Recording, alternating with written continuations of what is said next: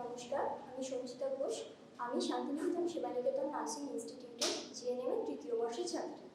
আজকে আমার আলোচ্য বিষয় হলো এনভায়রনমেন্টাল হাইজিন বা পরিবেশগত স্বাস্থ্যবিধি। তাহলে আমাদের সবার প্রথমে জেনে নিতে হবে পরিবেশ কি। পরিবেশ হলো আমরা আমাদের চারপাশে যা কিছু দেখি, অর্থাৎ গাছপালা, নদ নদী, ঘর বাড়ি সব কিছুকে নিয়ে আমাদের পরিবেশ গঠিত হয়। আমাদেরকে খেয়াল রাখতে হবে এই পরিবেশকে যদি আমরা সুস্থ স্বাভাবিক রাখতে পারি তাহলে আমরা নিজেরাও সুস্থ স্বাভাবিক থাকবো। অর্থাৎ পরিবেশে যদি কোনো রকম দূষণ ঘটে, সেই দূষণমুক্ত পরিবেশ থেকে আমরা নিজেরাও অনেক স্বাস্থ্যের দিক থেকে অনেকটা আমাদের স্বাস্থ্যের দিকে ক্ষতি হয়।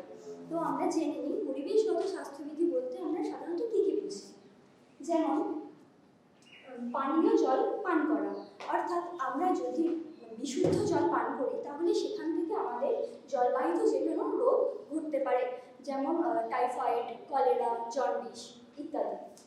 তারপরেও আছে শৌচালয় ব্যবহার করা। আমরা এখানে সেখানে অর্থাৎ আমরা মাঠে ঘাটে যদি আমরা পায়খানা করি, মলমূত্র ত্যাগ করি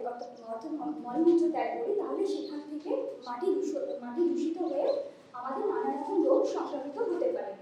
এবং হাত ধোয়া, আমরা খাবার খাওয়ার আগে এবং পরে অবশ্যই হাত ভালো করে সাবান দিয়ে ধুয়ে নেব, না হলে সেই হাতের জীবাণু থেকে আমাদের খাদ্যের মাধ্যমে, আমরা যখন খাবার খাই সেই খাদ্যের মাধ্যমে এই হাত থেকে আমাদের জীবাণু শরীরের মধ্যে প্রবেশ করতে পারে। তারপরে রয়েছে কলকারখানার ধোঁয়া।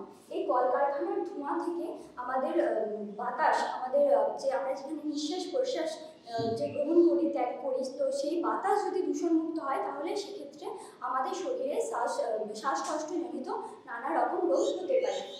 এবং এটা হচ্ছে কঠিন বর্জ্য পদার্থ একটা নির্দিষ্ট জায়গায় যদি আমরা ফেলি তাহলে সেখান থেকে কোনো রকম মাটি দূষিত বা বায়ু দূষিত হবে না। অর্থাৎ আমাদেরকে একটা প্রপার বা একটা নির্দিষ্ট একটা জায়গা ব্যবহার করতে হবে কঠিন বর্জ্য ফেলার জন্য।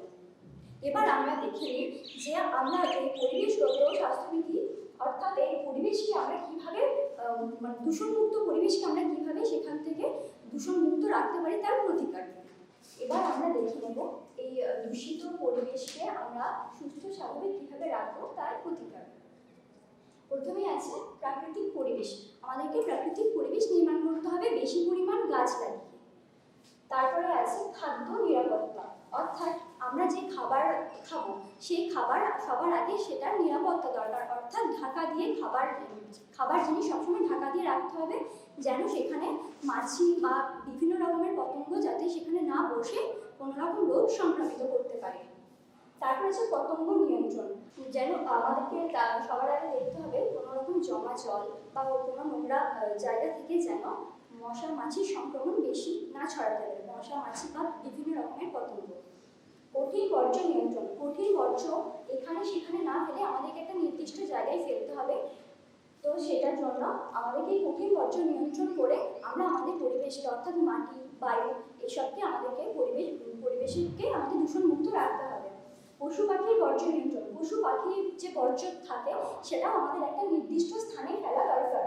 নিকাশি ব্যবস্থা, অর্থাৎ নিকাশি ব্যবস্থাকে সুগঠিতভাবে করতে হবে। এই কারণ সেখানে যদি জমা জল বা নোংরা জল জমে থাকে সেখানে মশার উদ্ভব ঘটবে এবং সেখান থেকে নানা রকম রোগ আমাদের শরীরে সৃষ্টি করবে। বিশুদ্ধ জল পান, আমরা সবসময় বিশুদ্ধ জল পান করব, তা না হলে আমাদের যে নোংরা জল বা পরিশুদ্ধ জল নয় এমন জল যদি আমরা পান করি তাহলে আমাদের মধ্যে জলবাহিত বিভিন্ন রোগের সংক্রমণ দেখা যাবে, যেমন টাইফয়েড, কলেরা, জন্ডিস ইত্যাদি। শৌচালয় ব্যবহার, আমরা যেখানে সেখানে মলমূত্র না ত্যাগ করে আমরা শৌচালয় ব্যবহার করব। হাত ধোয়া, আমরা খাবার আগে এবং পরে ভালো করে সাবান দিয়ে হাত ধোবো যাতে জীবাণু আমাদের শরীরের মধ্যে প্রবেশ করতে না পারে।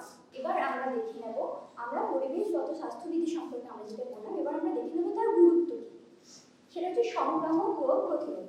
আমরা এটার মাধ্যমে আমরা বিভিন্ন রকম যে সংক্রামক রোগ হয়, সংক্রামক রোগ বলতে যে রোগ এক ব্যক্তি থেকে আরেক ব্যক্তিতে ছড়িয়ে পড়ে খুব দ্রুত, সেই সংক্রামক রোগকে আমরা প্রতিরোধ করতে পারি। মৃত্যুহার হ্রাস করা, অর্থাৎ আমাদের যে মৃত্যুহার আমাদের বিশ্বব্যাপী যে দিন দিন বেড়ে যাচ্ছে সেটা হ্রাস হবে।